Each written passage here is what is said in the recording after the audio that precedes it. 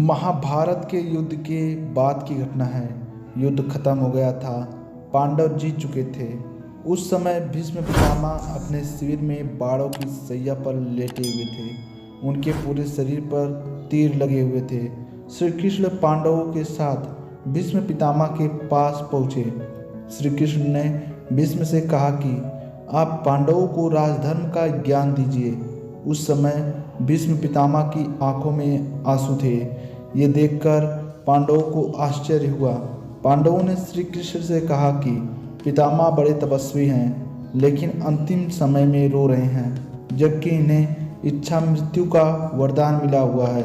ये बात हमें समझ नहीं आ रही है। श्री कृष्ण भीष्म के रोने की वजह जानते थे, लेकिन उन्होंने पितामह से ही इसकी वजह पूछी। भीष्म ने कहा कि आप तो मेरे रोने की वजह जानते हैं। मैं पांडवों को बताना चाहता हूँ कि मेरी आंखों में आंसू मृत्यु की वजह से नहीं है। मेरी आंखें तो श्री कृष्ण लीला देखकर भीग गई हैं। मेरे मन में यह विचार आ रहा है कि जिन पांडवों के रक्षक स्वयं भगवान श्री नारायण हों, उनके जीवन में भी एक के बाद एक बड़ी विपत्तियां आती रहीं।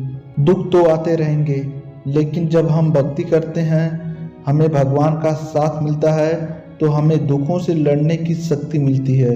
भगवान की कृपा से हम सभी दुखों को पार कर लेते हैं। यही सोचकर मेरी आंखों में आंसू आ गए।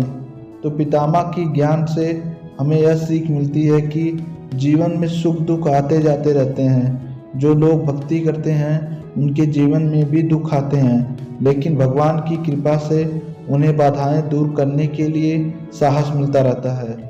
भक्ति से मन शांत रहता है और शांत मन से ही किए गए कामों में सफलता जरूर मिलती है।